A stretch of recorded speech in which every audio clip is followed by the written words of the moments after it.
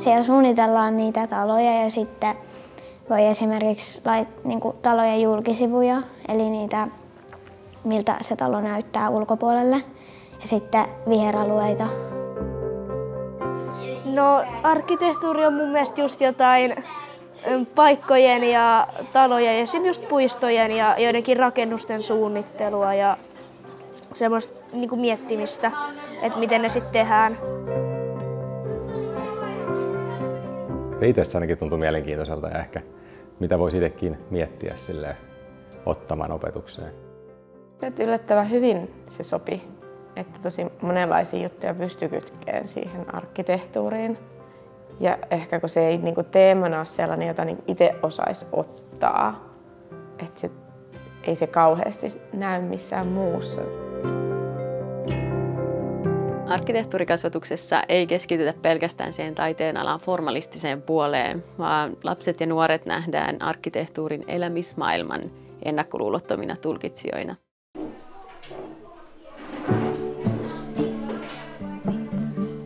Silleen, että on tää eronnut aika paljon, että muuten meillä on aika paljon noita kirjallisia oppiaineita, niin tässä ei tarvitse silleen tehdä mitään tehtäviä sun muuta, että joo. No, tää on paljon kivempaa, koska tää ei ole tylsää. Täällä ei tarvitse tehdä mitään, täällä ei ole niinku kirjoja, mistä niitä tehtäisiin.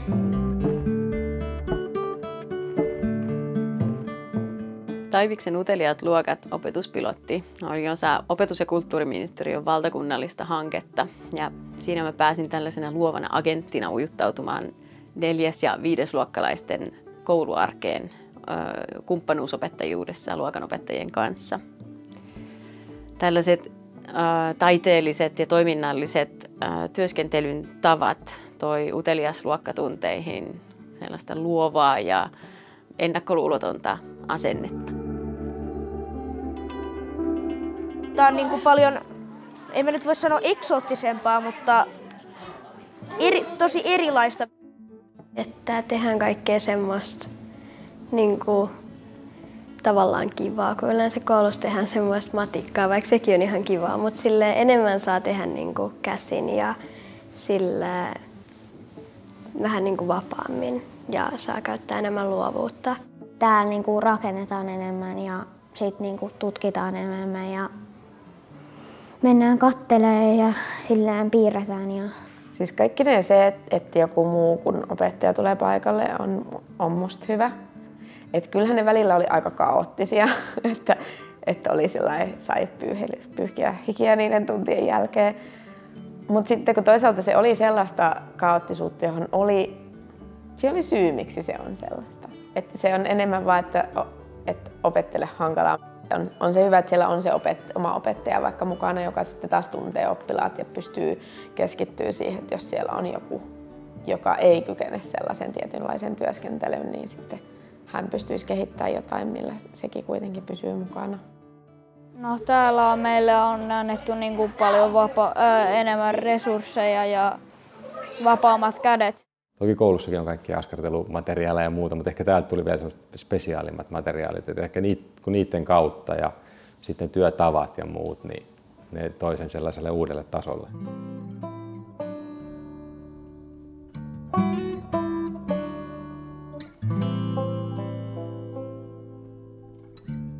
No varmaan aika lailla kuviksen ja kässän ja niinku ympän ja sillä, että pitäisi tehdä joku maisema niinku jostain luonnosta tai sillä, niin se olisi niinku ympää.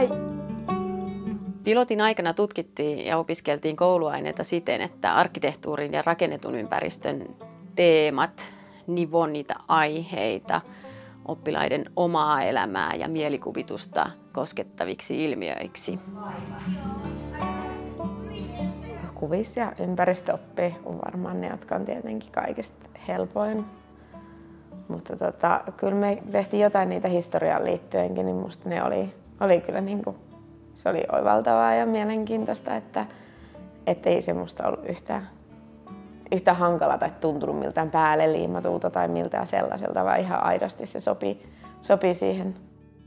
Että tässä on hyvin vahvasti jopa sitä matikkaa, mitä lapset ei siitä niin löytäneet oppilaat, mutta äidinkieltä oikein rutkasti, kuvataidetta, käsityötä, kädentaitoja monesta kulmasta.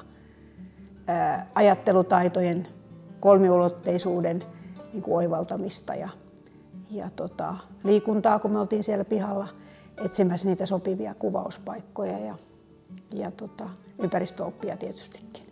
Ja jopa tämmöistä niin kuin tulevaisuuden suunnittelua.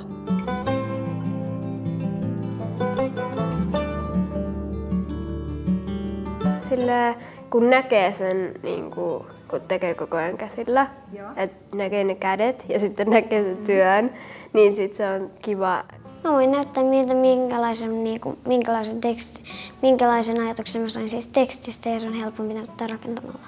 Jos sä pystyt tekemään sun itsen, eikö sulle näytetä pelkästään mitä sä teet, niin kyllä mä itse koen, että mä opin paremmin. Niin tavallaan kun se voi tehdä itse, niin sun ei tarvitse pelkästään ajatella sitä, vaan se voit kokeilla, miten se toimii tavallaan.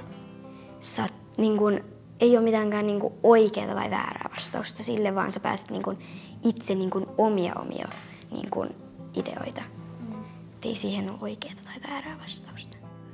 Se on sillä olla hauskaa, että saa tehdä silleen, miten toivoo, eikä pakoteta, mitä sitä sun pitää tekee. Vähän arkkiiritoehtoisesti annetaan säännöt, mutta sit sä voit itse lisätä siihen vaikka värit ja näin. Sellainen tietynlainen vapaus niistä perinteisistä kahleista, että nyt me halutaan se just samannäköinen työ tuohon kaikilta tai että tässä pitää oppia just tämä sama asia kaikkien. Niin, monesti saattaa olla semmoinen, että jos vaikka käsitöitä tehdään, niin jotenkin sitten he kuitenkin tietää, että tämä on vähän se, mikä pitäisi siitä tulla. Mutta tässä ei mun mielestä ollut sellaista selkeää, että pitäisi tulla joku tämmöinen tietty, tai että niillä olisi jotenkin, niillä ehkä ollut päässä sellaista, mitä siitä voisi tulla, niin se oli, siksi se ruokkisi luovuutta.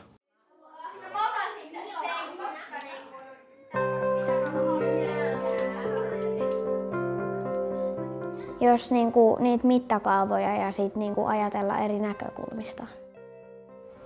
Ehkä tuommoista uudenlaista tekemistä tai tuommoista noiden rakentaminen on oppimista mun mielestä.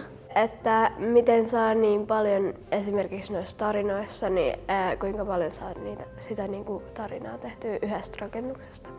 No varmaan just joku keskittymiskyky on aika tässä tärkeä ja pitkäjänteisyys, että välillä sit joku menee pieleen, niin ei auta luovuttaa heti. Sitten kannattaa vaan yrittää tehdä uudestaan. Kenellä on ehkä aiemmin ollut sellaista, että ei meinaa oikein saada aloitettua, niin ehkä sitten vaikutti ehkä semmoiseen, niin kuin muissakin aineissa ehkä. Siellä oli hirveästi musta semmoista, alkoi tulee semmoista kannustamista ja että huomattiin, että toihan on tosi siisti.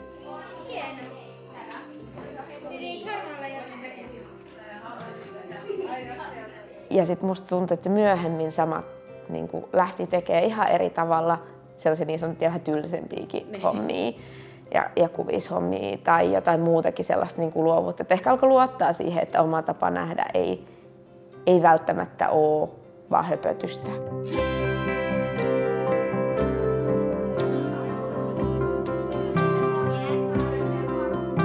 Me lähdettiin ensimmäisenä vuonna räätälöimään Arkin kehittämien opetusmateriaalien pohjalta sellaisia pienempiä tehtäväkokonaisuuksia, kun sitten taas toisena vuonna opettajien kanssa käydyn keskustelun pohjalta ne kontekstit haettiin sieltä koulun omista ilmiöistä ja esimerkiksi just oppikirjojen sisällöistä.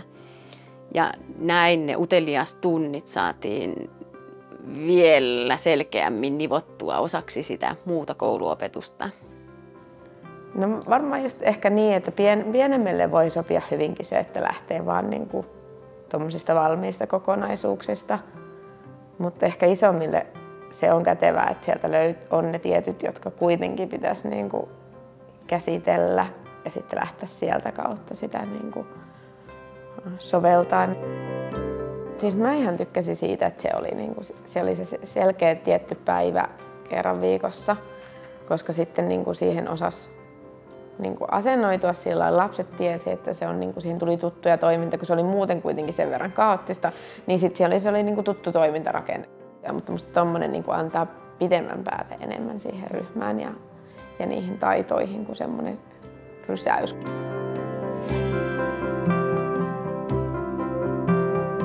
Kokonaisuudessaan Taiviksen uteliasluokkapilottiin osallistui lähes 200 oppilasta, 10 luokanopettajaa ja itseni lisäksi 6 muuta arkkitehtuurikasvattajaa. Ja vuosien 2018 ja 2021 välillä järjestettiin yli 200 opetustuntia.